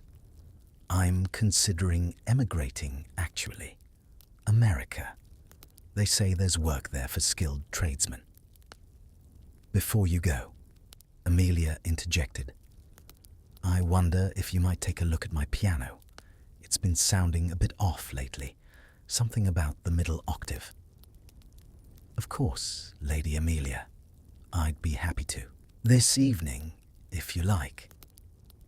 Mrs. Perkins brought in tea and small cakes, and they settled into conversation. Reverend Hart spoke of his parish, of the challenges of ministering to scattered farms and villages, of the war's impact even here. "We've lost 3 young men from the parish," he said quietly. 3 families in mourning. It makes one question the righteousness of empire, doesn't it? My nephew James," he continued, his voice catching slightly. "My sister's boy. He died 3 weeks ago in South Africa. 24 years old. He never fired a shot in anger, never saw combat. Fever took him in a hospital in Pretoria. Such a waste." The room fell silent. Eleanor found herself thinking of the newspaper notice she had seen in her room. This was the same James Ashford mentioned there. She looked at Reverend Hart and saw the grief etched in his face, carefully controlled, but present. How did one continue? She wondered after such loss. How did Faith survive the death of someone young and innocent? As if sensing the mood had grown too heavy, Amelia rose and suggested music. "Eleanor, would you play for us? I know it's been some years, but perhaps you might try. We'd all love to hear something." Eleanor wanted to refuse, but something in Amelia's eyes, a kind of gentle insistence, made her nod. "I'll try, though I can't promise anything approaching competence." They moved to the music room. Someone had lit the lamps here, and the piano stood ready, its lid already raised. Eleanor sat on the bench, feeling the smooth wood under her hands, the familiar shape of the keys under her fingers. She had not played in 13 years. Would her hands even remember? She began with something simple, a Bach prelude, one of the first pieces her mother had taught her. Her fingers were stiff at first, uncertain, stumbling over passages that should have been automatic. But slowly, the music came back. The muscle memory was still there, buried, but not lost. The notes began to flow more smoothly. The melody emerged. As she played, something strange happened. She stopped thinking about her fingers, about the mechanics of playing, and simply let the music carry her. She closed her eyes and could almost hear her mother's voice. "Good, Eleanor. Feel it, don't just play it. The piano is singing. Let it sing." When she finished, there was a moment of silence. Then applause, warm and genuine. "Beautiful," Amelia said softly. "Your mother would be proud." Thomas Hart approached the piano. "May I?" He sat beside her on the bench and began to examine the instrument, playing scales, listening intently, occasionally pressing a key repeatedly to test its response. "There is something off," he confirmed. "Here in the middle register, and some of the hammers need replacing. But overall, she's in good shape. A fine instrument. I could tune her properly tomorrow if you like, Lady Amelia." "Please do." He reached into the piano bench and began pulling out sheets of music, examining them. "You have quite a collection here. Chopin, Beethoven, some English composers." He paused, holding up a sheet. "What's this, handwritten? Nocturne in D minor M, Boothby, 1880. Is this a family member's composition?" Eleanor's heart skipped. "My mother's. She wrote it here that summer." Thomas studied the sheet with interest. "It's lovely. May I?" He began to play sight-reading the notes. The melody that emerged was indeed lovely, haunting and melancholic with an underlying warmth. But halfway through, he stopped. "It's incomplete. The second page is missing." "I know," Eleanor said. "I've been wondering if it might be somewhere in the house. If my mother finished it, surely she would have kept both pages together." "We could search," Amelia suggested. "Make it a project, a treasure hunt for lost music." And so the evening took on a new purpose. With Reverend Hart and Mrs. Perkins looking on with amusement, Eleanor, Amelia and Thomas began searching through the music bench, through the desk in the music room, through drawers and cupboards. They found all sorts of interesting things. Old concert programs, a metronome that still worked, letters from music teachers, but no second page of the nocturne. "Perhaps it's in her room," Amelia suggested. "The blue room where you're staying. That's where your mother slept that summer. Maybe she kept the music there." They trooped upstairs, this odd party of treasure hunters, and descended upon Eleanor's room. They searched the writing desk, the chest of drawers, even under the mattress. Nothing. But as Thomas was about to give up, he paused by the wardrobe. "What's this?" At the top of the wardrobe, barely visible, was a small ledge created by the crown moulding. Thomas, being the tallest, reached up and felt along it. His fingers found something. He pulled down a roll of papers tied with faded ribbon. They spread the papers on the bed. Most were old letters, personal correspondence between people long dead. But at the bottom of the roll was a sheet of music, handwritten, the same handwriting as the first page. Nocturne in D minor M, Boothby, 1880, page 2. Eleanor felt tears spring to her eyes. They had found it. After all these years, the completion of her mother's composition. Thomas carefully unrolled the page and placed it on the writing desk next to the first page. There, he said softly, whole again. They returned to the music room. Thomas sat at the piano, and with Eleanor turning pages, played the Nocturne in its entirety for the first time in over 20 years. It was beautiful, more than beautiful. It spoke of longing and loss of love, and memory of all the things that make us human and vulnerable. When the final notes faded, everyone in the room was silent. She had great talent, Reverend Hart said, finally. Thank you for sharing this with us. The evening wound down after that. The guests departed, making their way home through the snow. Eleanor and Amelia stood at the door waving goodbye, then closed it against the cold. Thank you, Eleanor said, for this evening, for everything. Your family, Amelia replied simply. This is what family does. That night, lying in bed with the completed Nocturne on the writing table and her mother's photograph beside her, Eleanor felt something she had not felt in a very long time. Hope, not the desperate, grasping hope of someone drowning, but the quiet, steady hope of someone who has found solid ground. Tomorrow would bring what it brought, but tonight she was content. The next morning brought no sun. Eleanor woke to a room of grey half-light, the windows showing nothing but fog, so thick it seemed solid, as if the house had been transported overnight to some other world where only mist existed. The temperature had dropped further. She could see her breath, and when she placed her hand on the wall beside the bed, the plaster was cold as ice. She lay still for a moment, reluctant to leave the warmth of the blankets, and listened. The house was silent. No footsteps in the corridor, no sounds from below. Even the usual creaks and settling sounds seemed muted, absorbed by the fog that pressed against every window. It was as if Ashbourne Hall had been isolated, completely cut off from the world beyond its walls.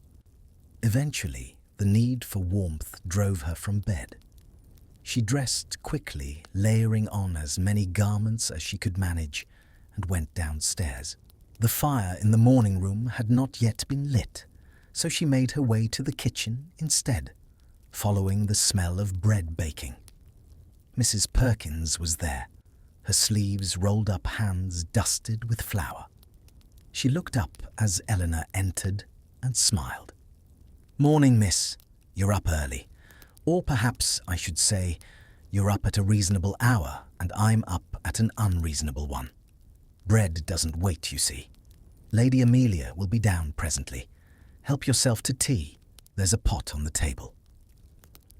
Eleanor poured herself a cup and sat at the large wooden table that dominated the center of the kitchen. This room was warmer than anywhere else in the house, heated by the massive cast-iron range that occupied most of one wall. It smelled of baking bread and coal smoke and the herbs that hung drying from the ceiling beams. It was, Eleanor thought, the true heart of the house. Not the formal drawing room or the elegant music room, but this practical space where sustenance was created. That fog, Mrs. Perkins said, glancing toward the window where grey nothingness pressed against the glass. We get them sometimes in winter, can last for days. You won't be able to see your hand in front of your face out there. Best to stay indoors and keep warm. Does it frighten you? Eleanor asked. Being so isolated. Mrs. Perkins considered this as she kneaded dough. Frighten, no. I wouldn't say that, but it makes you think, doesn't it? About how small we are, how fragile. All our buildings and roads and civilization, it's just a thin skin over something much older and wilder. The fog reminds us of that. Humbling more than frightening. Amelia appeared in the doorway, wrapped in a thick dressing gown. Ah, I heard voices. Good morning, Eleanor. Did you sleep well? Yes, thank you, though I dreamed. Of your mother? Eleanor nodded. She was playing the piano, but when I tried to see her face, I couldn't. She was always turned away or in shadow, or it's hard to explain. As if my memory of her is fading, and my mind knows it, and is trying to hold on, but can't. Amelia sat down heavily, accepting the tea Mrs. Perkins brought her. 13 years is a long time. Memories do fade. That's what photographs are for, I suppose, but even photographs are inadequate, aren't they? They capture the surface, but not the essence, not the smell of someone's perfume, or the sound of their laugh, or the way they moved through a room. They sat in companionable silence, drinking tea, while Mrs. Perkins shaped her loaves and set them to rise. Eventually, Amelia spoke again. I want to tell you something, Eleanor. Something I didn't mention the other night because I wasn't sure you were ready to hear it. But I think perhaps you are now. Eleanor set down her cup. Go on. Your mother's death. It wasn't an accident. The words hung in the air. Eleanor felt the kitchen tilt around her, or perhaps she was tilting, and the kitchen remained steady. What do you mean? She died of pneumonia. That's what Father told me. She caught a chill that turned into pneumonia, and she died. That's true, as far as it goes, Amelia said carefully. But the chill she caught was not accidental. She caught it because she went out in a snowstorm at night, inadequately dressed. She went out deliberately, because she wanted to die. Eleanor stood abruptly, her chair scraping against the stone floor. No, that's not. Father would have told me if... Why are you saying this? Because it's true, because you deserve to know, and because the house needs you to know. The house. What does the house have to do with anything? Amelia rose too more slowly and came to stand before Eleanor. She took Eleanor's hands in her own, which were warm and dry. Sit down, my dear. Please, let me explain. Eleanor sat, but she felt as if her body belonged to someone else, as if she were watching this scene from a distance. Your mother, Amelia began, suffered from melancholia, a deep, abiding sadness that came and went in waves. She had good months and bad months. When she was well, she was radiant, but when the darkness came over her, she could barely function. Your father, I'm told, was devoted to her, but didn't know how to help.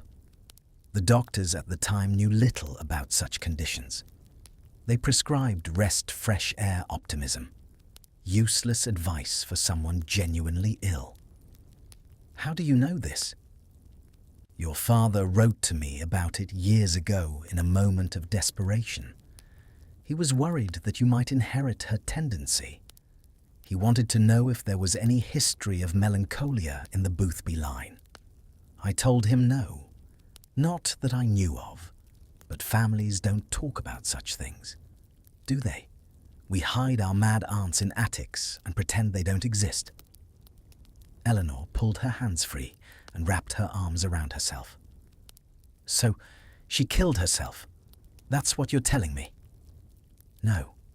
Yes. It's more complicated than that. She caught a chill, and she let it become pneumonia. She didn't fight it. Does that count as suicide? I don't know. The church would say yes. But I think she was simply tired of fighting the darkness. And when the opportunity came to slip away quietly, she took it. Eleanor felt tears on her cheeks, but didn't bother to wipe them away. Why tell me this now, after all these years? Because you've been carrying your father's silence like a weight. You've been wondering why he shut down after she died, why he closed himself off from joy. You blame yourself somehow, don't you? You think if you had been better, brighter, more lovable, he might have been happy. But his withdrawal had nothing to do with you. It was grief, yes, but also guilt. He felt he had failed your mother, failed to save her, and so he punished himself by refusing to allow himself any pleasure. Eleanor sat in the warm kitchen, crying quietly, while Mrs. Perkins tactfully busied herself at the far end of the room, and Amelia simply sat beside her, a solid presence. Outside, the fog pressed close. Inside, an old truth had finally been spoken.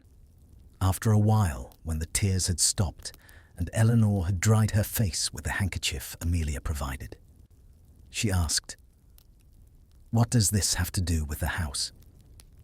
"You said the house needs me to know." Amelia hesitated.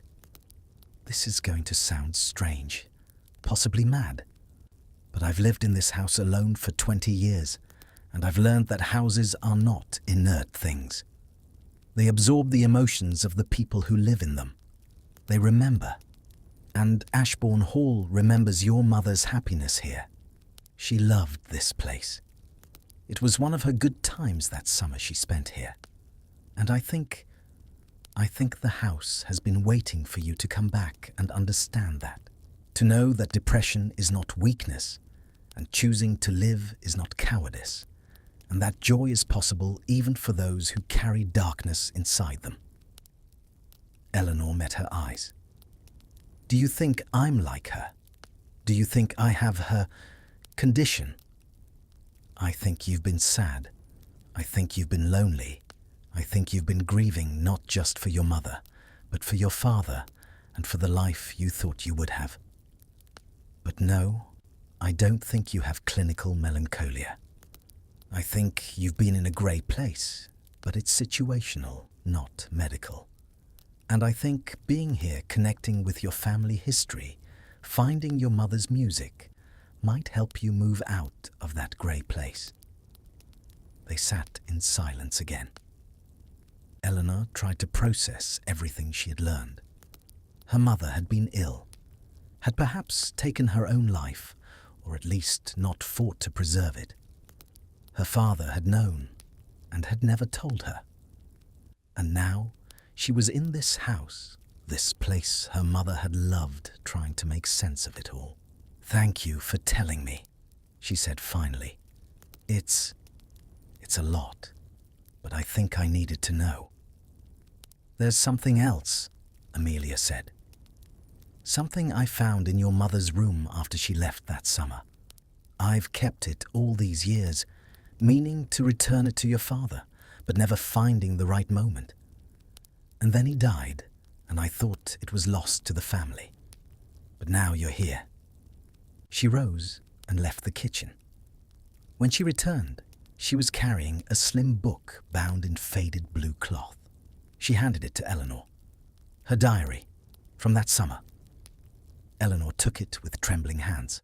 The diary was well worn, its pages soft. She opened it to a random entry dated July 10th, 1880. "Played piano tonight, the Chopin I have been practicing. William and Eleanor sat by the fire listening. Eleanor fell asleep in her father's lap, and we carried her to bed together. Perfect happiness exists. I have felt it today. Eleanor closed the book, unable to read more. Later, she would read it. All would learn about her mother's days here, her thoughts, her struggles. But not now. Now it was enough to hold it, to know it existed, to know that her mother had experienced joy here. The fog outside did not lift that day. Eleanor spent hours in the music room reading her mother's diary, playing the piano when the words became too much. Thomas Hart came in the afternoon to tune the instrument, and she sat with him watching his hands adjust the pins, listening as each note was brought into true pitch. "You have her gift," he said as he worked. "Your mother's gift for music. Not fully developed, but it's there. You should play more. It would be a shame to waste it." That evening, Eleanor asked Amelia if they might light the candles on the Christmas tree. It was only the 21st, still days before Christmas proper. But something in her wanted. The light wanted to push back against the fog and the darkness and the sad stories that had been told. They lit the candles together, Eleanor and Amelia and Mrs. Perkins, using long tapers to reach the branches. One by one, the little flames sprang to life, turning the tree into a glowing constellation. They sat in the darkened drawing room, watching the lights flicker and sang carols, old ones that everyone knew. Silent Night and The First Noel and Once in Royal David City. As they sang, Eleanor thought about her mother, about how she had fought her own darkness and lost, but also about how she had created beauty in the time she had. She had written music. She had loved her daughter and her husband. She had experienced perfect happiness, at least for moments. That had to count for something. That had to matter. When the candles had burned down and been extinguished with a copper snuffer when they had said their goodnights, and Eleanor had climbed the stairs to her room, she lay in bed and thought about survival. Not the physical survival of frontier settlers or Arctic explorers, but psychological survival, the everyday kind. Getting up in the morning when your mind tells you to stay in bed. Choosing to engage with the world when isolation seems safer. Finding small joys when grief presses down. Her mother had survived as long as she could. And now Eleanor would survive too. Would choose to survive, would honor her mother's memory, not by duplicating her sadness, but by embracing the moments of perfect happiness when they came. Outside, the fog held the house in its cold grip. But inside in the blue room, Eleanor was warm and safe. And that, for tonight, was enough. Christmas Eve arrived with a transformation. Eleanor woke to find the fog had lifted overnight, replaced by brilliant sunshine that made the snow-covered landscape almost painful to look at. Every branch, every fence post, every roof tile was outlined in white, and the sky above was that intense blue that only comes in winter, clean and cold and infinite. Today was the day before Christmas, December 24th, 1901. The last Christmas Eve of the Victorian era, though of course Victoria herself had died 11 months ago. Eleanor found herself thinking about what that meant, how a whole age was named after one woman, and how that woman's death had left a void that no one quite knew how to fill. History of England was full of such pivotal moments when everything changed, yet somehow stayed the same. She dressed and went downstairs to find preparations in full swing. Mrs. Perkins had commandeered Thomas Hart, who had stayed as a guest at Amelia's invitation, and Reverend Hart, who had arrived early to help move furniture and carry greenery. The drawing room was being transformed into something even more festive than it had been readied for the small gathering Amelia was hosting that evening for the parish. "Eleanor," Amelia called when she saw her. "Perfect timing. We need your opinion on where to hang this kissing bough." The kissing bough was a traditional decoration, a sphere of holly and mistletoe hung from the ceiling, under which stolen kisses were permissible, even for those normally bound by propriety. This one was beautifully made, woven with red ribbon and small apples, and it smelled of winter and festivity. "Over the doorway," Eleanor suggested. "So, everyone who enters must pass beneath it." "Excellent. Thomas, can you manage that?" Thomas climbed a ladder and secured the bough with wire. When he descended, he found himself directly beneath it. He looked up then at Eleanor and smiled. "Tradition demands," he said, but got no further because Reverend Hart laughed and pulled him away. "You've known the girl 3 days, nephew. Let's not scandalize the parish before they even arrive." Throughout the morning, people came and went, villagers bringing contributions to the evening's feast. A ham from one family, mince pies from another, a bottle of port, a loaf of special Christmas bread studded with fruits. It seemed that everyone in Ashbourne knew of Lady Amelia and felt some connection to her, even if they had never met her socially. This was still a society where the great house on the hill mattered, where the local gentry had responsibilities to the community, and the community in turn showed respect and affection. Eleanor found herself in the kitchen with Mrs. Perkins learning to make mulled wine according to a recipe that had been in the Hargreaves family for generations. "Orange peel," Mrs. Perkins instructed, "but only the zest, none of the white pith, or it goes bitter. Cloves, cinnamon, sticks, a bit of sugar to sweeten it, and then the wine. Red wine, mind, nothing fancy needed. Heat it slowly, don't let it boil, and let the spices steep. There, smell that." Eleanor inhaled deeply. The spices mixed with the orange and wine created a scent that was Christmas itself, warm and rich and complex. "It's beautiful." "Christmas smells are important," Mrs. Perkins said, stirring the pot on the stove. "They bypass your brain and go straight to your heart, reminding you of every Christmas that came before. That's why churches use frankincense and myrrh. Not just because the wise men brought them, but because scent creates memory." In the afternoon, when the preparations were nearly complete, Amelia gathered Eleanor Thomas and Reverend Hart in the library. "I want to tell you about Ashbourne Hall," she said, settling into a chair by the fire.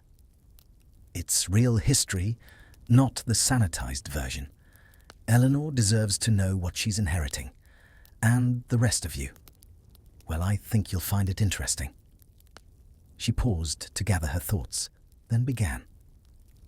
"This house, as I mentioned, sheltered bonny Prince Charlie in 1745. But that's only the most dramatic episode in a long history of British history being made here. The land on which it stands was granted to the Hargreaves family in 1632 by Charles I as thanks for services rendered. What services? Spying on Parliament. The Hargreaves were secret royalists during the Civil War, reporting back to the king on the movements and plans of Cromwell's supporters. When the king was executed and Cromwell took power, the family had to be very careful. They outwardly conformed, attended the approved church services, paid their taxes. But in private, they remained loyal to the crown. When Charles II was restored in 1660, the family's loyalty was rewarded with more land and a title. That's when this house was built, replacing an older manor on the same site. She stood and moved to one of the bookshelves, pulling down a leather-bound volume. This is the family history, handwritten, maintained by each generation. Here.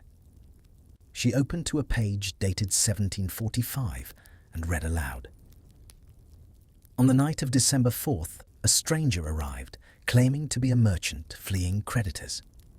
My father, knowing the truth, gave him sanctuary in the priest hole. For 3 days, he remained hidden while soldiers searched the house and grounds. On the 3rd night, he was spirited away to Derby. We learned later that the man was Prince Charles Edward Stuart. My father said only that some causes are worth dying for, and loyalty to rightful kings is the highest cause. They could have been hanged for treason.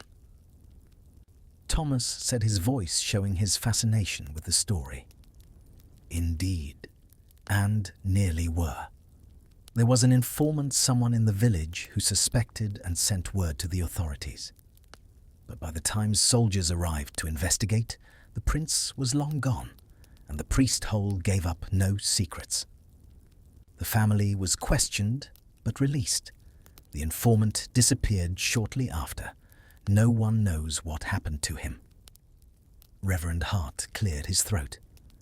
Disappeared as in... Amelia smiled thinly. Family loyalty ran deep. That's all the record says. Disappeared. She closed the book and returned it to the shelf. The point of telling you this, Eleanor, is to help you understand what this house represents. It's not just bricks and mortar.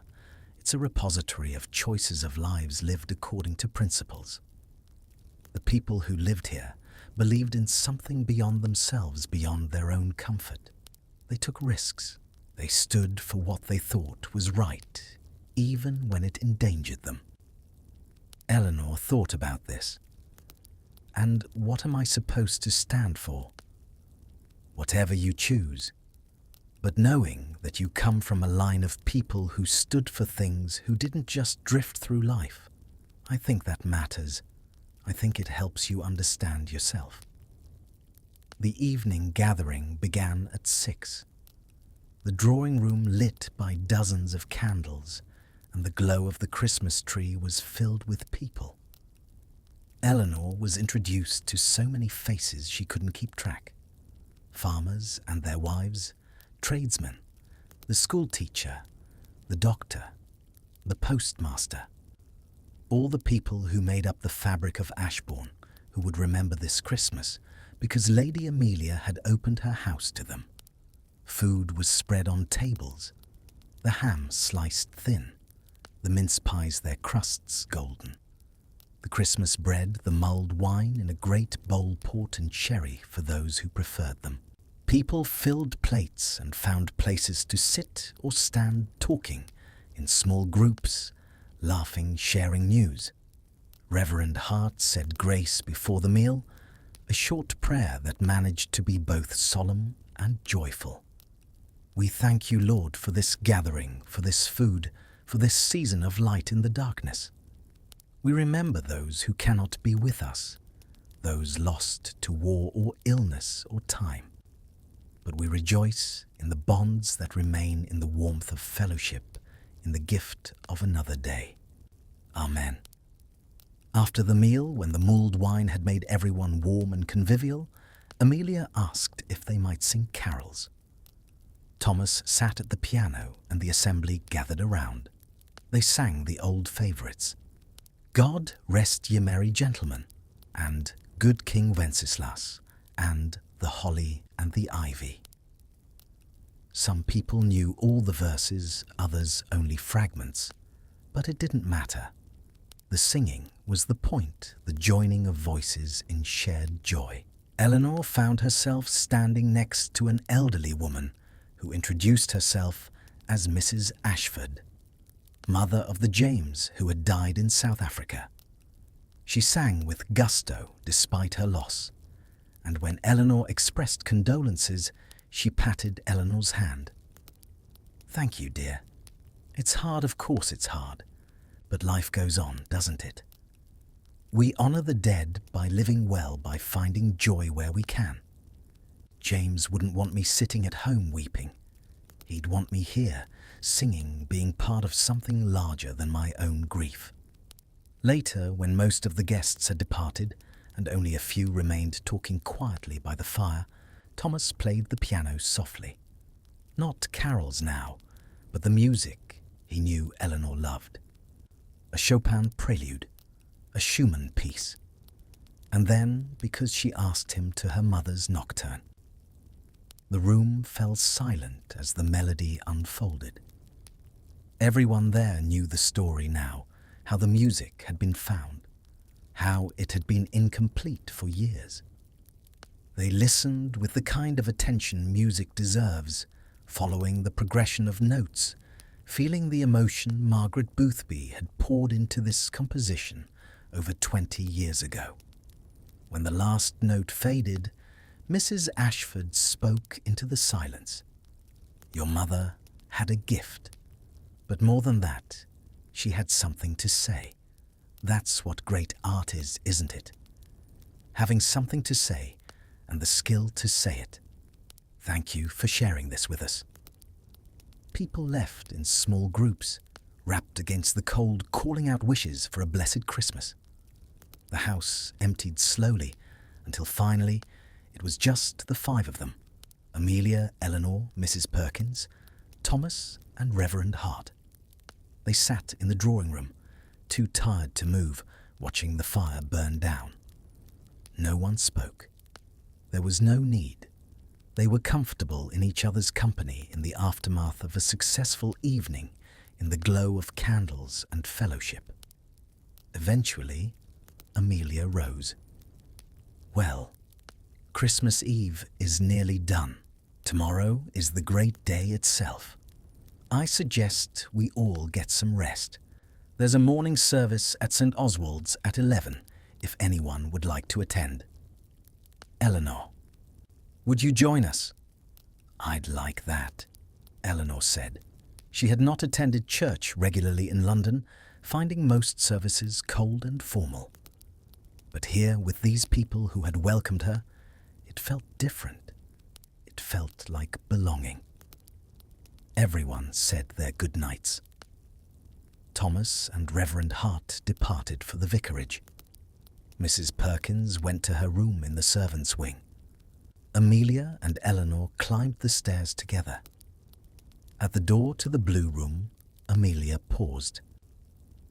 You're doing well, you know. Your mother would be proud of how you've handled everything. The revelations, the emotions, all of it. You're stronger than you know. Eleanor smiled. I'm learning that. Thank you, Amelia, for everything, for bringing me here, for giving me this chance to understand.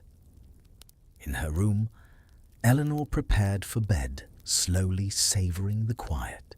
She opened the window briefly, letting in a blast of cold air that made her gasp, but also bringing in the smell of snow and pine and wood smoke.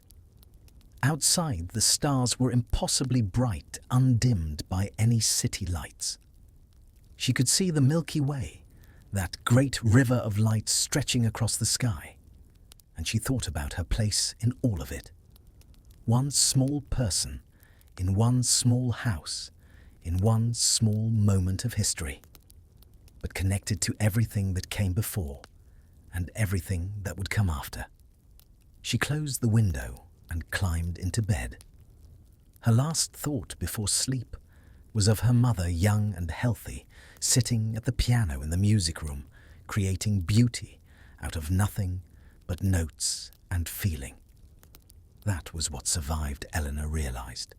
Not the sadness, not the illness, but the beauty, the music, the love. Those things were eternal. Christmas morning dawned clear and bitterly cold. Eleanor woke to the sound of church bells, distant but distinct, calling the faithful to worship. She rose and dressed carefully in her best dress, the blue silk, and went downstairs to find the others already preparing to leave for St. Oswald's. The church was a 10-minute walk from Ashbourne Hall, along a lane that had been cleared of snow by the parish volunteers. St. Oswald's itself was medieval, built of the same honey-coloured stone as the hall, with a square tower and a graveyard that stretched away on all sides, headstones leaning at various angles like teeth in an ancient jaw. Inside, the church was full. Every pew was occupied, and the air was thick with the smell of damp wool and humanity and the greenery that had been arranged around the altar. Eleanor found herself squeezed into a pew between Amelia and Thomas, their bodies providing welcome warmth in the unheated building. The service was traditional. Hymns sung lustily, if not always in tune. Readings from Luke about the birth of Christ. A sermon by Reverend Hart that managed to be both scholarly and accessible, weaving together theology and the practical needs of his congregation. He spoke about hope, about the light that came into the world on that first Christmas, and continues to come into the world whenever humans choose love over fear, generosity over selfishness, connection over isolation. Eleanor found herself moved in a way she had not expected. She was not particularly religious, had spent years questioning whether she believed in any of it. But sitting in this ancient church, surrounded by people who were trying, despite everything, to be good, to be kind, to honor something larger than themselves, she felt the pull of it. Not faith exactly, but something close. A sense that meaning existed, that life had purpose, that the struggle was worthwhile. After the service, people lingered in the churchyard, greeting each other, sharing Christmas wishes. Children ran between the graves, playing some complicated game known only to them. Adults stood in small groups, talking about the weather, the harvest that had passed, the war that continued. Eleanor found herself drawn to one particular grave, a fresh one, judged by the recently turned earth and the new headstone. James William Ashford, it read, 1877-1901. Greater love hath no man than this, that a man lay down his life for his friends. She stood there, reading the inscription, thinking about waste and loss, and the terrible price of empire. A hand touched her shoulder. Mrs. Ashford, her face lined but peaceful. He was a good boy, she said quietly. Wanted to serve, wanted to make a difference. I used to worry about him when he was over there. Now I don't have to worry anymore. That's something, I suppose.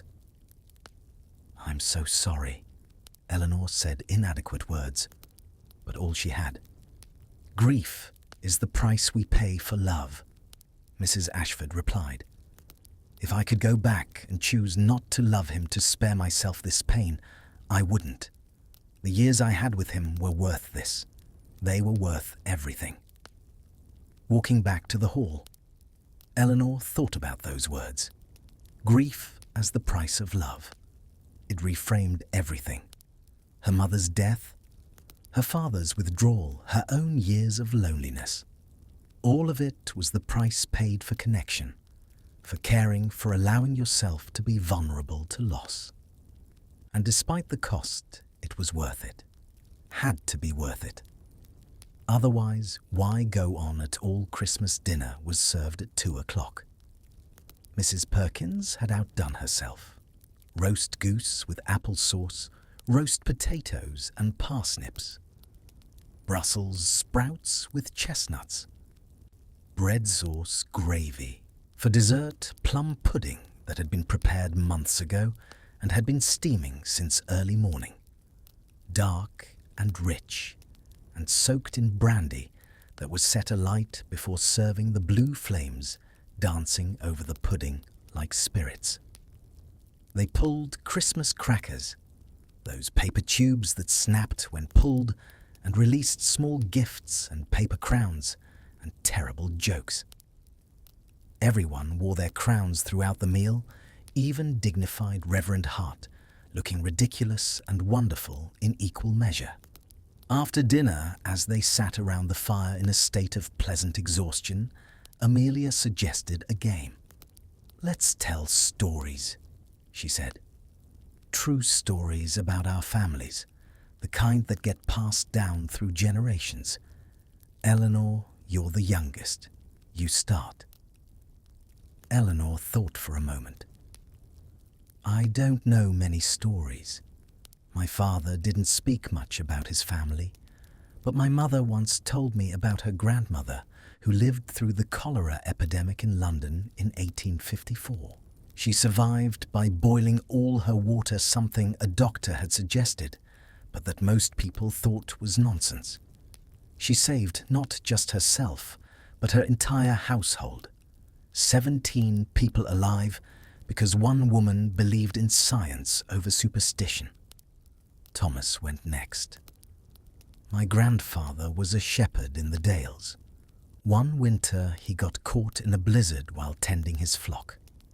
He managed to get the sheep into a stone fold, then built a wall of their bodies around himself for warmth. He stayed there 3 days before the storm cleared. When they found him, he was alive, and so were most of the sheep. He always said sheep were stupid but warm, and sometimes that's all you need."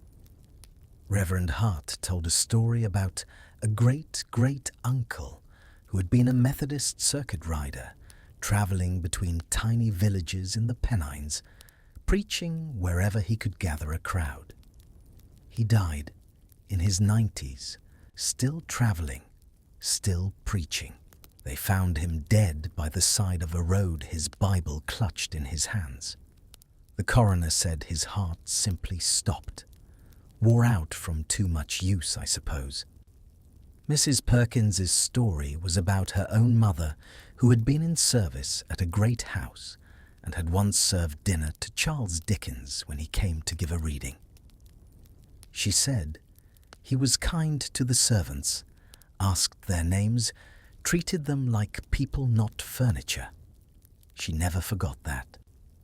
Years later, when I went into service myself, she told me always to remember that kindness costs nothing and means everything. Finally, Amelia spoke and offered a mystery she had never solved.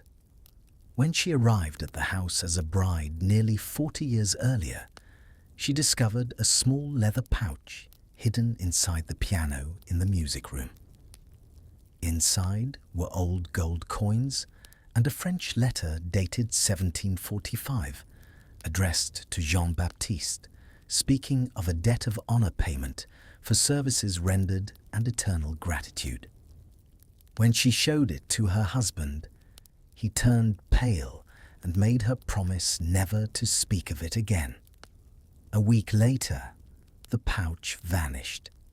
He claimed he had returned it to its rightful owner, but refused to say who that was.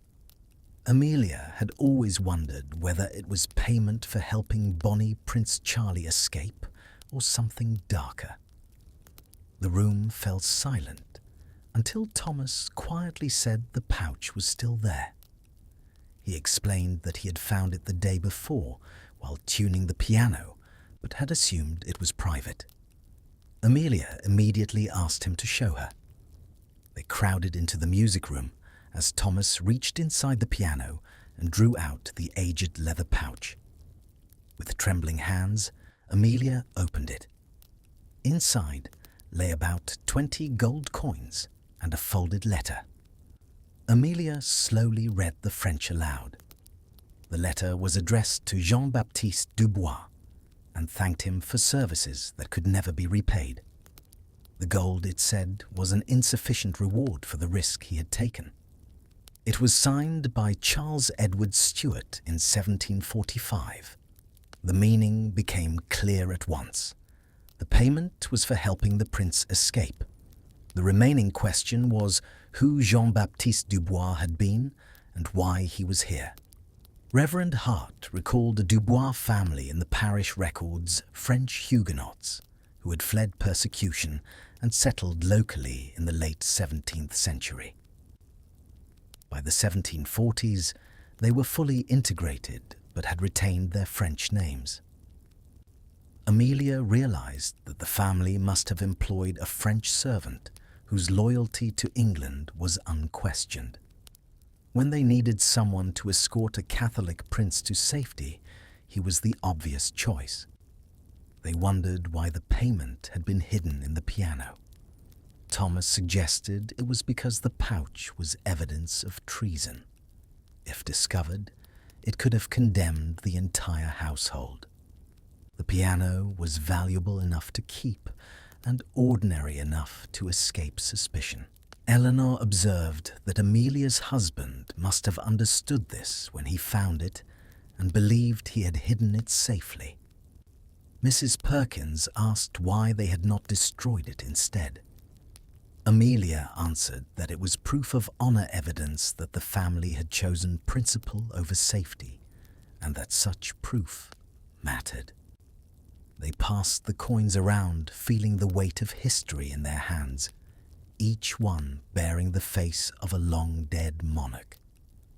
Amelia decided the pouch should be returned to its hiding place so the mystery could endure for another generation. Thomas carefully wedged it back inside the piano, secure and silent. They returned to the drawing room, but the atmosphere had changed.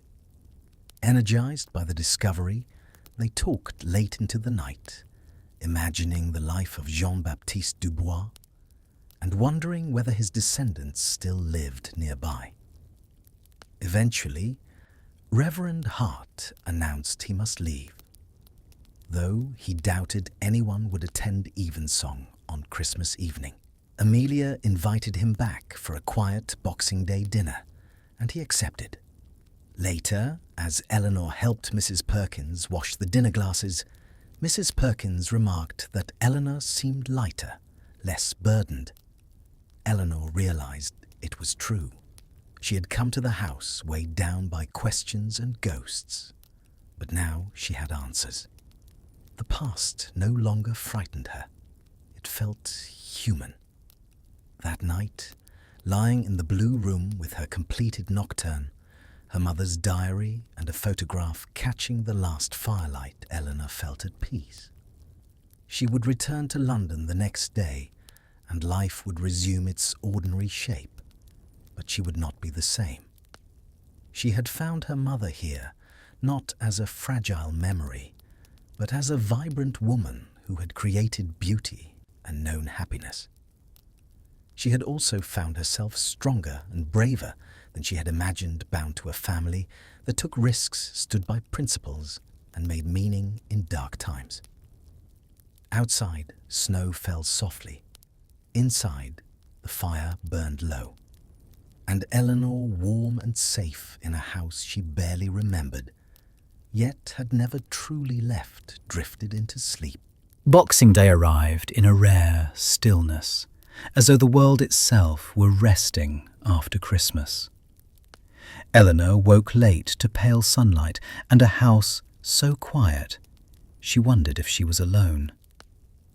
Downstairs she found Amelia already dressed, reading. They spent the morning quietly. Eleanor wrote letters she had long delayed to her neighbour, to an old friend, to her landlord. Ordinary matters, yet beneath them ran an unspoken letter to her mother, telling her about the music, the truth of her illness, and the understanding Eleanor had finally reached. By noon, Thomas and Reverend Hart arrived with leftover gifts from the village. The afternoon drifted by in cards, tea, laughter, and lighter stories. Later, Thomas played familiar songs on the piano, and they sang without thinking, simply for the pleasure of it. Dinner was informal and unceremonious. Over cold ham and pudding, talk turned to the future. Thomas spoke of America. Reverend Hart declined. Amelia reflected on a country quietly changing. Eleanor said she would keep the house, dividing her life between London and Ashbourne, and perhaps revive music there again. Afterward, by the fire, the conversation softened. Grief was spoken of plainly, not dramatically. Loss, they agreed, never vanished. It settled. Without planning it, Thomas began to play Margaret's nocturne. Eleanor added a wordless melody, her voice untrained but sincere. When the music ended, Mrs. Perkins wiped her eyes and said softly that she had heard Eleanor's mother again. As the evening closed, Amelia gave Eleanor a small key to the music room. "When you forget you belong somewhere," she said, "hold this." In the blue room, Eleanor prepared for bed. She would leave soon, but she would return. The seasons would bring her back. She lay down with the key beneath her pillow and slept easily. December 27th came early. The house was already awake. Breakfast was simple and sustaining. Outside, the carriage waited. In the morning room, Amelia stood watching the snow-covered hills. She spoke calmly of dying. Not today, but soon. And of choosing to live each day without ceremony. Eleanor listened, then reached across the table and promised she would return whenever she was needed. Goodbyes were brief. The carriage pulled away and Ashbourne Hall disappeared behind a bend in the lane. The journey back unfolded in reverse. Trains, stations, newspapers, but Eleanor's thoughts stayed with the house, with Amelia, with her mother's presence still lingering in music and stone. Inheritance, she realized, was not only property, it was knowledge, belonging, a place in a story larger than herself. London greeted her with noise and motion. Mrs. Hartley had kept the fire lit. "How was your Christmas?" she asked. "Revelatory," Eleanor replied. That night, unpacking, everything was unchanged. Yet she was not. The rooms felt smaller, or perhaps she had simply expanded. She made tea and sat quietly, letting the week settle. She wore Amelia's key on a chain now, hidden beneath her dress. A reminder not of escape, but of connection. As she prepared for bed, Eleanor found herself humming the nocturne. The melody came easily. Outside, the city pressed on. Inside, she felt calm. She closed her eyes, and sleep came. In her mind, Ashbourne Hall stood on its hill, steady and enduring. Snow fell. Fires burned. Somewhere, a piano played. And Eleanor slept, dreaming of home. And so our journey comes to its end. Eleanor has found her way home, has discovered the past she didn't know she needed, has connected with the mother she thought she'd lost. Ashbourne Hall stands tonight as it has stood for centuries, waiting for the next chapter of its story to unfold. The snow continues to fall in the hills of Derbyshire, covering the gardens, softening the harsh edges of winter, creating that peculiar beauty that only December knows. As for us, as for you listening to this in whatever time and place you occupy, I hope you found something here too. Perhaps a moment of peace, perhaps a sense of connection to those who came before, who struggled with the same questions of identity and belonging that we all face.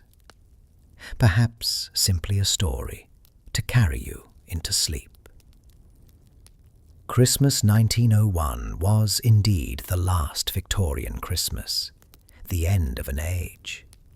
But it was also a beginning, the first Christmas of a new century, full of possibility and promise. Eleanor's story, like all of our stories, sits at that intersection of endings and beginnings, of loss and hope, of memory and future. If this story resonated with you, if it helped you find rest or perspective, or simply a pleasant way to pass the time, I'd be grateful if you'd take a moment to like this video. It helps others discover these journeys into history and sleep. And if you haven't already, consider subscribing to the channel. We travel to many places and times, always with the same goal: to find peace, understanding, and perhaps wisdom in the stories of those who came before. I'd love to hear from you. Leave a comment telling me where you're listening from, what time it is, whether you're drifting off to sleep or starting your day. Tell me if you have memories of family homes like Ashbourne Hall, places that shaped you, that hold your history. This is a community of seekers, of quiet souls who value stories and reflection, and I'm honoured to be part of it. Now that it's time for you to rest. Whether it's night where you are, or simply a moment carved out for peace during a busy day, allow yourself to settle more deeply into whatever comfort surrounds you. Feel the weight of your body supported. Notice your breath, slow and steady. Let any remaining tension drain away. Imagine, if you will, that you're in that blue room at Ashbourne Hall. The fire is burning low, casting warm light across the walls. Outside, snow is falling, gentle and hypnotic. The house is quiet, settled for the night, all its inhabitants safe and warm. And you are held by this place, embraced by its history, connected to all the lives that have unfolded within its walls. The piano in the music room sits silent now, but the music remains, held in the air, in the walls, in the memory of the house itself. Margaret's nocturne, complete at last, plays on in some dimension beyond hearing, a lullaby for all who seek rest in this place. Let yourself drift now. Drift like snow falling. Drift like music fading. Drift into that peaceful darkness where rest lives, where dreams wait, where tomorrow is not yet a concern, and yesterday has released its hold. You are safe. You are warm. You are exactly where you need to be. Sleep well, my friend. Sleep well. And perhaps we'll meet again in another story, in another time. Until then, may your rest be deep, your dreams be gentle, and your waking be filled with grace. Good night.